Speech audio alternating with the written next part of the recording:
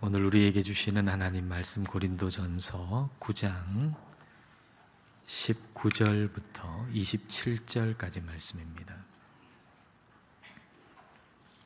한 절씩 읽습니다. 내가 모든 사람에게서 자유로우나 스스로 모든 사람에게 종이 된 것은 더 많은 사람을 얻고자 함이라.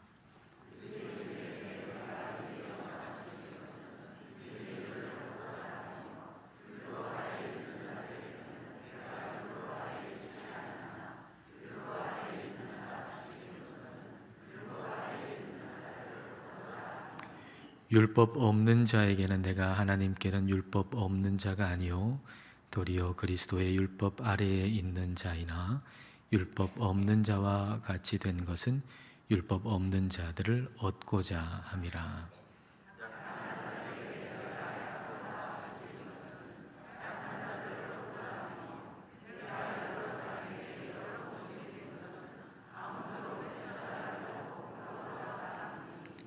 내가 복음을 위하여 모든 것을 행함은 복음에 참여하고자 함이라.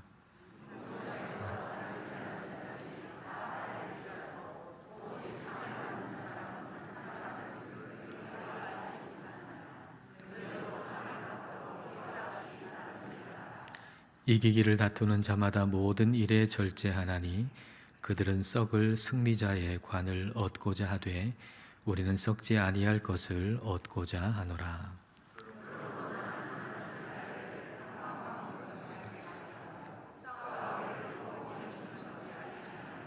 함께 읽습니다.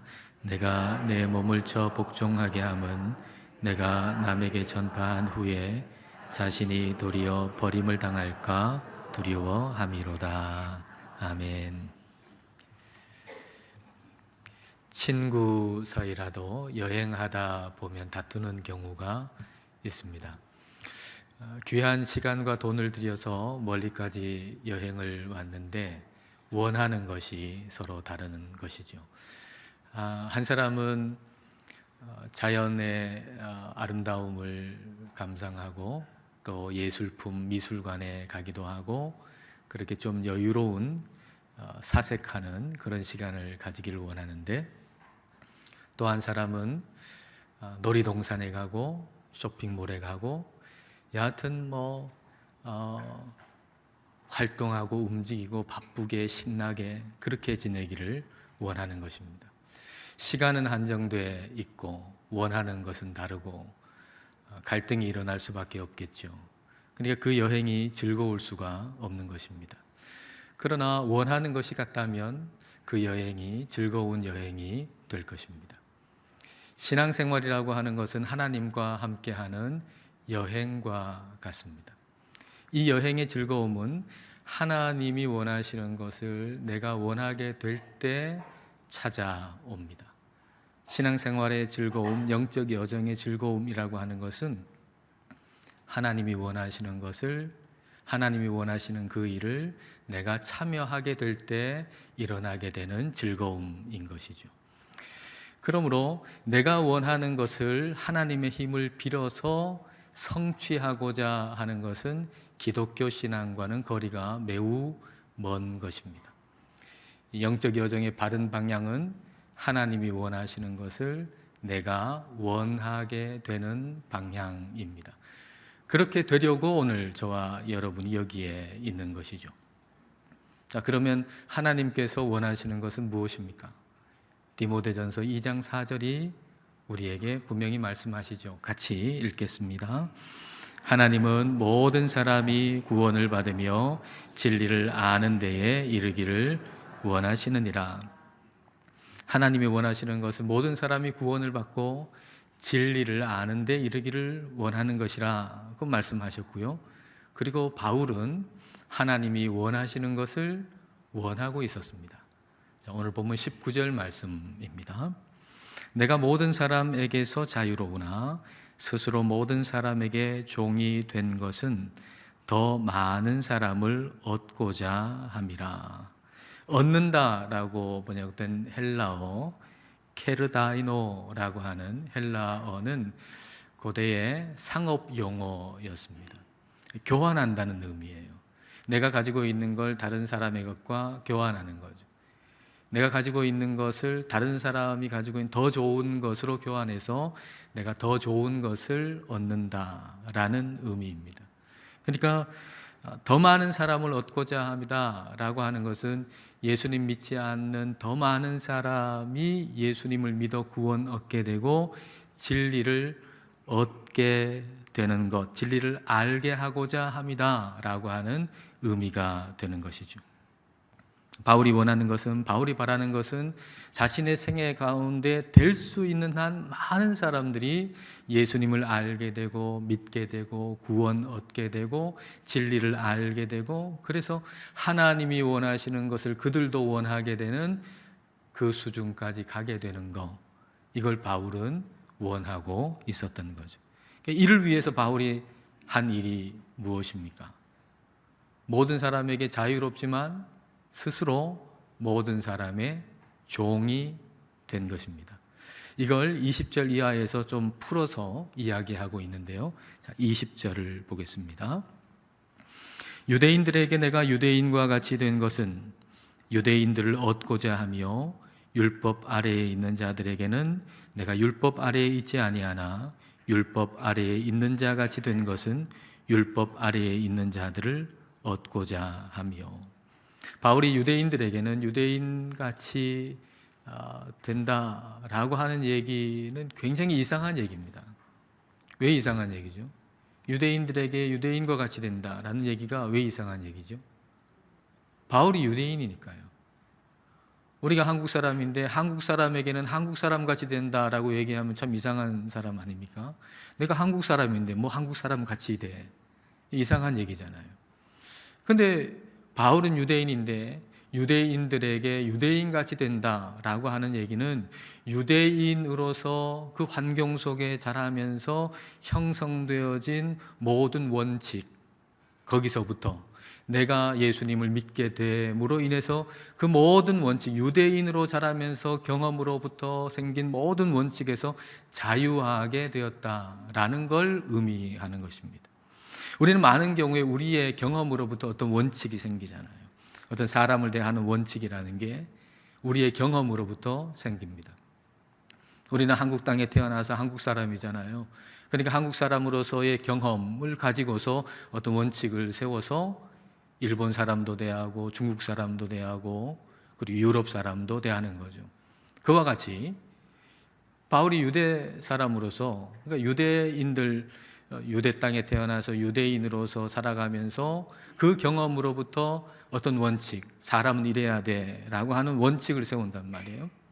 근데 그 원칙을 가지고서 유대인 아닌 사람을 대하다 보니까 편견 없이 오해 없이 대한다라고 하는 게 굉장히 어려운 일이 될 수밖에 없는 거죠.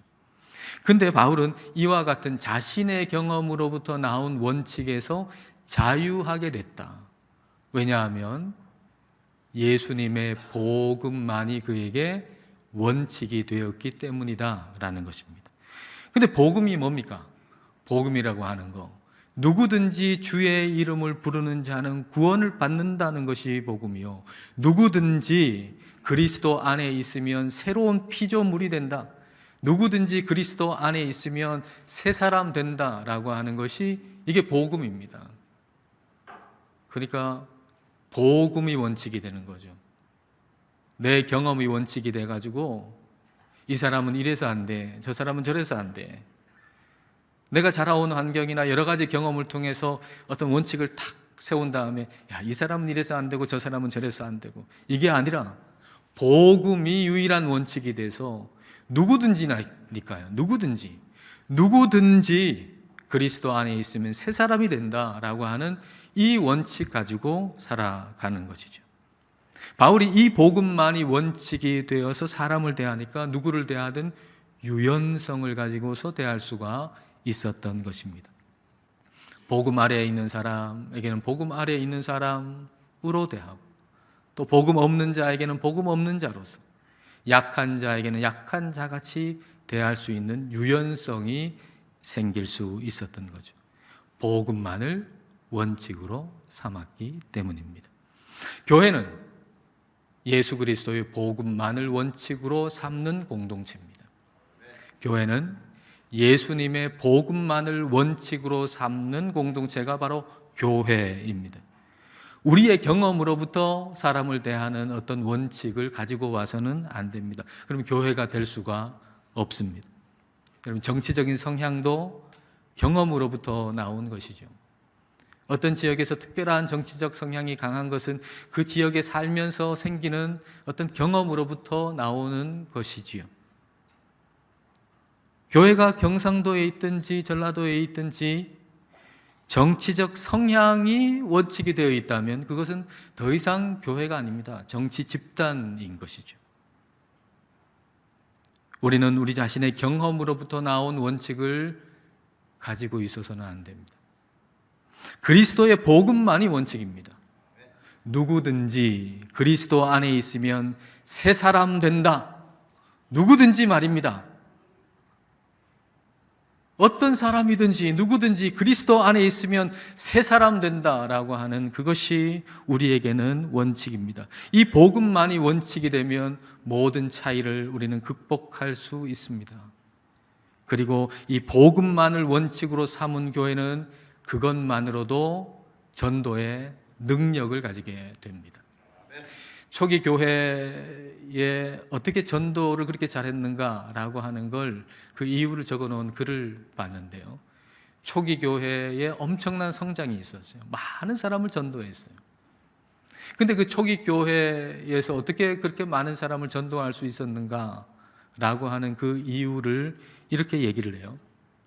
근데 그 사람들이, 그 초기 교회 성도들이 어떻게 전도했는가? 손가락 까딱하지 않고 전도했다는 거예요. 손가락 까딱하지 않고 전도했다. 근데 그 당시에 어떤 사람이든지 이렇게 골목을 지나가면 그 골목에 몇 사람이 이렇게 모여가지고 얘기를 나눈다는 거예요. 지금으로 말하면 뭐 순모임 같은 것이 될 수도 있겠죠. 교회 모임이에요. 이렇게 골목에서 몇 사람이 모여가지고 얘기를 하는데 예수라고 하는 사람에 대해서, 뭐 나무 십자가에 대해서, 그리고 뭐 빈 무덤에 대해서 뭐 이런 얘기를 한단 말입니다. 근데 그런 얘기를 하는 걸 지나가는 사람이 듣는데 도무지 이해가 안 되는 소리를 하는 거예요.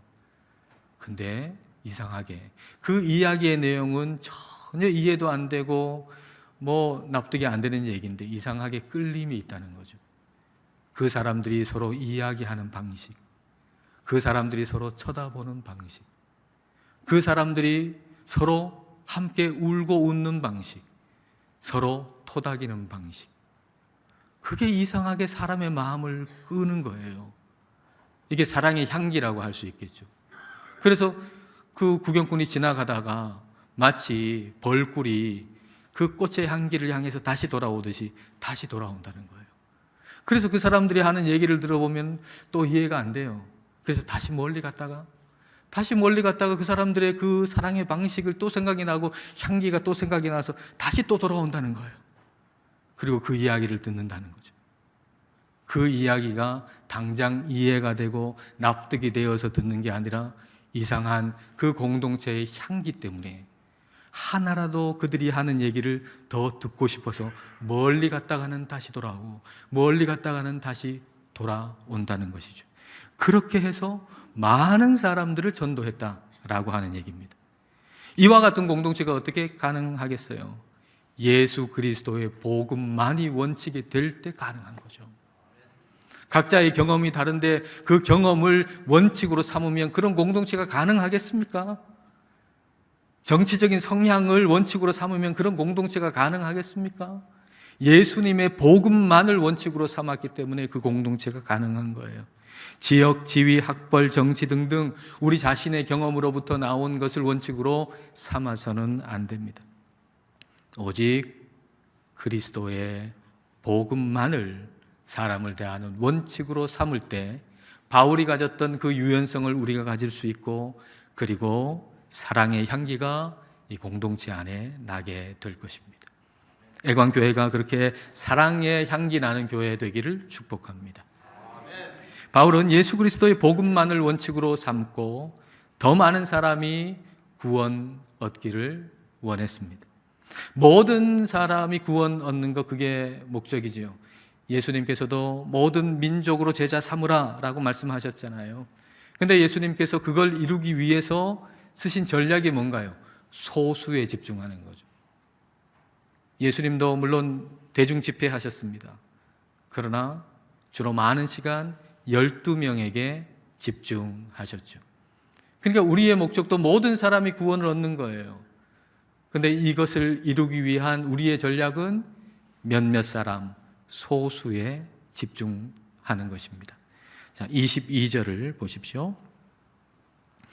약한 자들에게 내가 약한 자와 같이 된 것은 약한 자들을 얻고자 함이요. 자, 그 다음에 파란 글씨 같이 읽겠습니다. 내가 여러 사람에게 여러 모습이 된 것은 아무쪼록 몇 사람이라도 구원하고자 함이니. 여러분, 이게 이 가을에 우리가 품어야 할 마음입니다. 우리가 추수감사절 앞두고 항상 영혼을 품고 기도하고 섬기고 전도하는 데 힘쓰지 않습니까? 올 가을도 마찬가지로 그렇게 할 것입니다. 몇 사람이라도 구원하고자 함이라. 이게 이 가을에 저와 여러분이 품어야 할 마음입니다. 전도는요, 우리가 우월해서 하는 게 아니에요. 전도는 내 생각이 저 사람 생각보다 더 낫기 때문에 그를 설득해가지고 내 생각과 같아지게 만드는 것이 아니에요. 전도는 그 사람이 귀하기 때문에 하는 거예요. 그 사람이 귀하기 때문에 내 시간과 내 물질과 내 에너지를 쏟아서 그 사람에게 예수 그리스도의 생명을 전하는 것, 그게 바로 전도예요. 전도는 저 사람이 너무 귀하기 때문에 하는 거예요. 전도는 그 사람을 사랑하기 때문에 하는 거예요. 그 사람을 사랑해서 이 복음에, 예수 그리스도의 복음에 나만 참여하는 것이 아니라 그 사람도 함께 참여하기를 원하는 것이지요. 23절 말씀을 보십시오. 내가 복음을 위하여 모든 것을 행함은 복음에 참여하고자 함이라. 내가 복음을 전하기 위해서 할 수 있는 모든 일을 다 해요. 그렇게 하는 이유는 내가 이 복음에 그들과 함께 참여하기 위해서. 여러분, 우리는 복음에 참여한 사람이에요. 그러나 우리의 마음은 몇 사람이라도 구원을 받아 그들과 함께 복음에 참여하기를 원하는 마음, 그것이 저와 여러분의 마음인 것이죠. 우리가 어떤 장소나 어떤 좋은 식당에 가면 사랑하는 사람 생각나잖아요. 사랑하는 사람, 여기에 같이 왔으면 좋았을 텐데, 이 식당에서 이 좋은 음식 같이 먹으면 참 좋을 텐데, 그런 마음 들지 않습니까? 우리가 구원을 받으면 이 같은 마음이 드는 거예요. 그 사람이 나와 함께 이 복음에 참여하면 좋을 텐데, 그 사람도 구원 얻으면 참 좋을 텐데 라고 하는 마음이 우리에게 생기는 거죠. 부산 경남 지역에 호주 선교사들이 와가지고 선교 활동을 했잖아요. 근데 이 부산 경남 지역의 첫 열매였던 사람이 초량에 살았던 심상현이라는 사람이에요. 호주 선교사가 와가지고 전도하는데 첫 열매가 심상현이라고 하는 사람인데요. 맨지스라고 하는 선교사가 끈질기게 기도하고 끈질기게 전도해가지고 이 심상현이 예수님을 믿게 됐어요. 근데 주변의 친구들이 거기서 나오라고 계속 얘기하는 거죠. 그러나 시간이 지나면 지날수록 인격도 성장하고 믿음도 성장해서, 그래서 1894년 4월 22일에 이 심상현이라는 분이 세례를 받게 됩니다. 세례 받기 전에 이제 문답도 하고 면담도 하잖아요. 14일 전에 또 4일 전에 2번 면담을 했는데, 그때 면담 내용이 기록이 되어 있어요. 그 면담한 내용이 이렇습니다. 윌리엄 베어드 선교사가 면담을 했는데요. 오늘 심서방과, 심상현을 가리키는 말이죠. 심서방과 다시 대화하였다. 내가 믿기로 그는 틀림없는 신자다. 그는 자신의 죄를 용서하시고 의의 길로 인도하시는 주 예수 그리스도에 대한 온전한 신앙을 고백하였다. 뿐만 아니라 그는 가족의 구원을 위해서도 크나큰 관심을 보였다. 윌리엄 베이어드 선교사가 이 심상현이라고 하는 사람이 예수님을 믿는 신자라고 하는 걸 확신할 수 있는 증거 중에 하나가 뭐였느냐? 믿지 않는 가족이 구원 얻기를 바라는 간절한 마음, 믿지 않는 사람이 구원 얻기를 원하는 간절한 마음이었던 거예요. 한 사람 안에 복음이 들어갔다라고 하는 진정성을 어디서 알 수 있나요? 그 사람이 다른 사람도 구원 얻기를 원하는 마음이 있을 때, 그 사람 안에 아직 내 가족 가운데 예수님을 알지 못하는 사람이 있는데 그 사람이 예수님을 믿기를 간절히 원하는 마음이 있을 때, 그것이야말로 진정으로 그 사람 속에 복음이 들어갔다라고 하는 진정한 증거가 되는 것이죠. 만약 그런 마음이 없다면 아직 복음이 내 안에 없다는 얘기가 될 것입니다.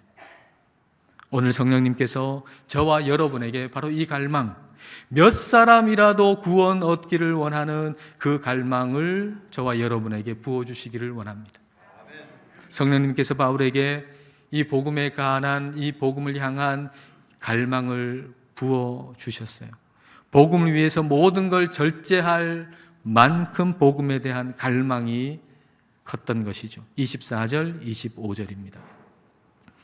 운동장에서 다름질하는 자들이 다 달릴지라도 오직 상을 받는 사람은 한 사람인 줄을 너희가 알지 못하느냐. 너희도 상을 받도록 이와 같이 다름질하라.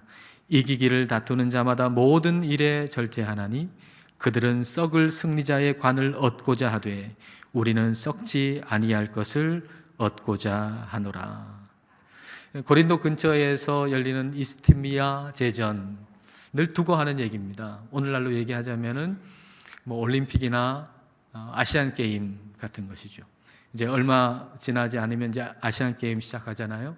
근데 거기서 우승하기 위해서 얼마나 절제합니까? 선수들이. 야식 막 다 즐기면서 할 수 있습니까? 절제하면서 거기에 집중하는 것처럼 썩지 않는 상을 위해서 달리는 우리는 더욱더 절제해야 된다라는 얘기죠. 그럼 우리에게 썩지 않는 상은 뭡니까? 우리에게 썩지 않는 상, 그것은 예수님만을 내 삶의 최고의 기쁨으로 여기면서 끝까지 살아가는 삶, 그게 썩지 않는 상이에요. 여러분, 우리가 가지고 있는 거 다 썩잖아요. 그러나 우리가 예수님만을 최고의 기쁨으로 여기면서 살아가는 삶, 그것은 헛되지 않습니다. 없어지지 않습니다. 그게 우리의 상인 것이죠. 그러니까 우리가 해야 할 절제는 예수님만이 내 삶의 최고의 기쁨이 되도록 하기 위해서 절제해야 하는 것입니다. 어느 정도로 절제하는가? 바울이 어느 정도로 절제하는가 보세요. 26절입니다. 그러므로 나는 다름질하기를 향방 없는 것 같이 아니하고 싸우기를 허공을 치는 것 같이 아니하며. 결승선이 여기예요. 그러면 결승선을 향해서, 목적을 향해서 달려야 되는데 다른 방향으로 아무리 열심히 뛰어보세요. 그게 무슨 의미가 있는가? 권투 선수가 허공을 향해서 아무리 펀치를 날려도 에너지만 다 소모하지 의미가 없지 않습니까? 그러니까 분명한 목적을 향해서 나아가도록 에너지 허비하지 말고 절제하라는 거예요. 그 목적이 뭔가요? 예수님만이 내 인생의 기쁨 차트에 부동의 1위가 되게 하는 거. 그게 우리의 목적이에요. 여러분, 기쁨 차트가 있잖아요. 뭐 때문에 여러분 기쁘세요? 1위가 뭐예요? 그 1위가, 부동의 1위가, 나의 삶의 기쁨 차트의 부동의 1위가 예수님이 되도록, 복음이 되도록 절제하라 라고 하는 얘기입니다. 자, 27절 말씀을 보십시오. 자, 같이 읽겠습니다. 내가 내 몸을 쳐 복종하게 함은 내가 남에게 전파한 후에 자신이 도리어 버림을 당할까 두려워함이로다. 내 몸을 쳐서 복종하게 한다라고 하는 것, 자학행위를 한다는 게 아니고요, 자기를 부인한다는 거예요. 자기 절제를 한다는 거예요. 왜 자기를 부인해야 되나요? 남에게 전파한 후에 버림을 당할 수 있기 때문이죠. 남에게 전파한 후에 버림을 당할 수 있기 때문이죠. 근데 버림을 당한다라고 할 때 하나님께서 바울을 버리신다는 얘기겠습니까? 하나님이 우리를 버리시겠습니까? 하나님이 선택하시고 오늘 이 자리에 구원받은 우리를 하나님이 버리시겠습니까? 아니요. 우리 스스로 멀어지는 거죠. 우리 스스로 하나님으로부터 멀어지는 거예요. 바울도 그럴 수 있다는 겁니다. 하나님의 일을 안 해서가 아니라 하나님의 일을 하고 나서 그럴 수 있다는 거예요. 내가 남에게 전파한 후에, 하나님의 일을 열심히 한 후에 오히려 하나님으로부터 멀어질 수 있다라는 얘기입니다. 예수님이 70인 제자들을 전도하러 보냈어요. 그리고 전도한 선교 보고, 전도 보고를 받으셨어요. 근데 70인의 제자들이 전도한 다음에 예수님한테 보고를 하는데, 우리가 전도할 때에 그때 저 귀신들도 우리에게 항복하더이다. 너무 기뻐가지고 귀신들도 우리한테 항복하더이다 하고 기뻐서 얘기를 했어요. 그랬더니 예수님께서 뭐라고 말씀하셨나요? 누가복음 10장 20절 말씀에 예수님이 이렇게 말씀하세요. 그러나 귀신들이 너희에게 항복하는 것으로 기뻐하지 말고 너희 이름이 하늘에 기록된 것으로 기뻐하라 하시니라. 너희 이름이 하늘에 기록된 것으로 기뻐하라. 하나님이 너희를 구원하신 것으로 기뻐하라. 너희의 삶의 기쁨의 차트 1위는 너희가 구원을 얻었다는 사실이 되게 하라는 거예요. 하나님이 나를 구원해 주셔가지고 그래서 전도할 수 있게 된 거 아닙니까? 내가 구원을 받았기 때문에 전도할 수 있게 된 거 아닙니까? 근데 전도할 때에 어떤 열매도 생기고 귀신들이 항복하는 영적인 어마어마한 체험도 하게 됐는데, 그런 영적 체험, 얻게 된 성취, 그것 때문에 기뻐하지 말고 그 모든 것을 할 수 있게 한 그 구원으로 인해서 기뻐해라 라고 하는 말씀이에요. 바울이 두려워하는 게 이거예요. 우리 주님이 나를 구원해가지고 복음 전하는 자리에 있게 해주셨는데, 근데 그 복음을 전하면서 성과도 있단 말이죠. 예수님을 믿는 사람들이 생기게 되고, 그리고 복음 전하면서 놀라운 일도 생기잖아요. 병든 사람이 치유함을 받고 놀라운 영적인 어떤 경험을 하게 되고, 그런데 그 성취감을 기뻐하다가 복음 전함으로 말미암아서 이루어낸 어떤 성취, 그것을 기뻐하다가 복음보다 복음 전하는 나를 자랑할까 두려운 거예요. 복음보다 내가 더 위에 올라갈까 두려운 거예요. 그 복음 때문에 복음 전하게 됐는데 그 복음 전한 성과, 그걸 기뻐하다가 복음보다 복음 위에 내가 올라갈까, 그게 두려운 거예요. 그래서 바울은 그리스도의 복음만이 내 인생의 기쁨 차트 영구적인 부동의 1위가 되게 하기 위해서 자기를 쳐서 복종시킨다는 거예요. 절제한다는 거예요. 복음을 향한 순수한 사랑이죠. 여러분, 얼마나 순수한 사랑입니까? 얼마나 순수한 열정입니까? 복음보다 그 어떤 것도 더 기뻐하지 않겠다는 순수한 사랑이요, 순수한 열정입니다. 바울에게 이 순수한 사랑을 부어주셨던 성령님께서 오늘 저와 여러분에게도 그 순수한 사랑을 부어주시기를 원합니다. 이 순수한 사랑으로, 복음을 향한, 주님을 향한 순수한 사랑으로 몇 사람이라도 구원하기를 원하는 그 거룩한 갈망을 가지고 하나님의 구원 계획의 기쁨으로 동참하여 살아가시는 이 가을 되시기를 주님의 이름으로 축복합니다. 기도하겠습니다.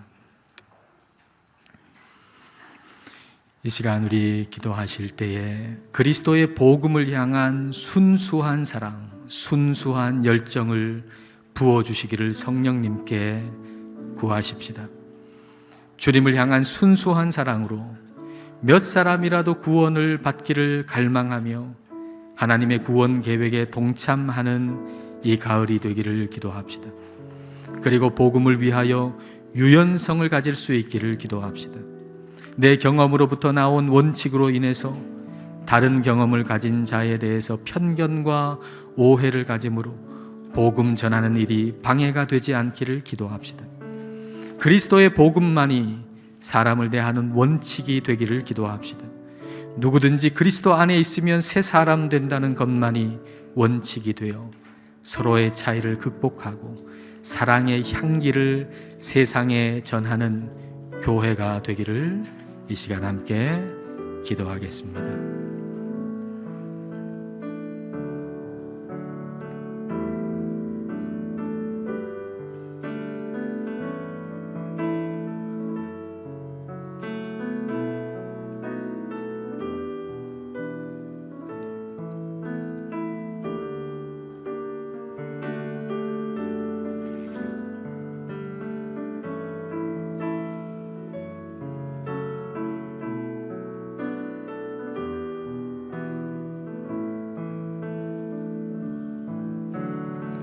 죄인을 사랑하사 구원의 은혜를 베푸시는 하나님 아버지, 우리들에게 그리스도의 복음으로 인한 유연함을 주옵소서. 우리들은 다른 배경과 다른 경험을 가지고서 사람을 대하는 원칙을 세운 탓에 많이도 경직되어 있으며 그것이 복음 전하는 데에도 방해가 됩니다. 누구든지 그리스도 안에 있으면 새 사람이 된다는 복음만을 원칙으로 삼게 하셔서 유연함으로 복음을 전하게 하옵소서.